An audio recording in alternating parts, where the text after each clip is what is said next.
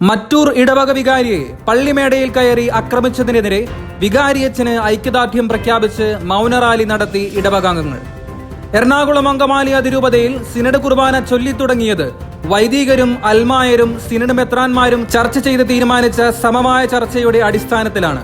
എന്നാൽ സിനഡ് മെത്രാന്മാർ സമമായ തീരുമാനപ്രകാരം ഡീക്കന്മാർക്ക് തിരുപ്പട്ടം കൊടുക്കാതെയും അതിരൂപതയിലെ കാനോനിക സമിതികൾ വിളിച്ചുകൂട്ടാതെയും നീട്ടിക്കൊണ്ടുപോയ സാഹചര്യത്തിലാണ് അതിരൂപതയിലെ ഇടവകകളിൽ നിന്നും വൈദികർ സിനഡ് കുർബാന ബഹിഷ്കരിക്കാൻ തീരുമാനിച്ചത്. ഈ വിവരം മറ്റൂർ ഇടവക വികാരി ബഹുമാനപ്പെട്ട ഫാദർ ജേക്കബ് മഞ്ഞളി തന്റെ ഇടവകാംഗങ്ങളെ വാട്സാപ്പ് വഴി അറിയിക്കുകയും സിനഡ് കുർബാന ഇനിയൊരു അറിയിപ്പുണ്ടാകുന്നതുവരെ ഇടവകയിൽ ഉണ്ടായിരിക്കുകയില്ല എന്ന് അറിയിച്ചതിന് പിന്നാലെയാണ് കപ്പ്യാരും കൈക്കാരന്മാരും പള്ളിയിൽ നിന്ന് പോയ ശേഷം എന്ന് ഉറപ്പാക്കി ഇടവകയിൽ നിന്നും സമീപ ഇടവകയിൽ നിന്നും ഏതാനും പേർ വന്ന് വികാരി അച്ഛനെ കയ്യേറ്റം ചെയ്തത്. 125 വർഷം പഴക്കമുള്ള മറ്റൂർ ഇടവകയിൽ ഇത്തരമൊരു സംഭവം ഉണ്ടായതിൽ ഇടവക ജനം ഖേദം പ്രകടിപ്പിച്ചു. വികാരി അച്ഛനെ കയ്യേറ്റം ചെയ്ത മുഴുവൻ വ്യക്തികൾക്കുമെതിരെ അടിയന്തരമായി പാരിഷ് കൗൺസിൽ കൂടി കാലടി പോലീസ് സ്റ്റേഷനിൽ കേസ് ഫയൽ ചെയ്തു.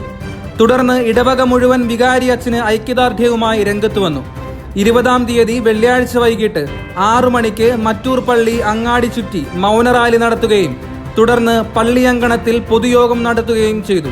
യോഗത്തിൽ മറ്റൂർ ഇടവക അസിസ്റ്റന്റ് വികാരി ബഹുമാനപ്പെട്ട ഫാദർ നിഖിൽ പള്ളിപ്പാട്ട് അധ്യക്ഷത വഹിച്ച് സംസാരിച്ചു. പിന്നെ വിഷമം തോന്നുന്ന ഒരു കാര്യം, ഇവിടെ നടന്ന സംഭവത്തെക്കാൾ കൂടുതലായിട്ടാണ് പലപ്പോഴും സോഷ്യൽ മീഡിയസിലൊക്കെ കാണാനായിട്ട് സാധിക്കുക. വളരെ മോശമായിട്ടുള്ള കാര്യങ്ങളൊക്കെ നമ്മൾ കാണുന്നുണ്ട്. അപ്പൊ അത്തരത്തിലുള്ള കാര്യങ്ങൾ കാണുമ്പോൾ അതിനെയൊന്നും നമ്മൾ വിശ്വസിക്കാതിരിക്കുക എന്നുള്ളതാണ്. കാരണം നടന്ന സംഭവം എന്താണെന്ന് ഞാൻ കണ്ടിട്ടുണ്ട്.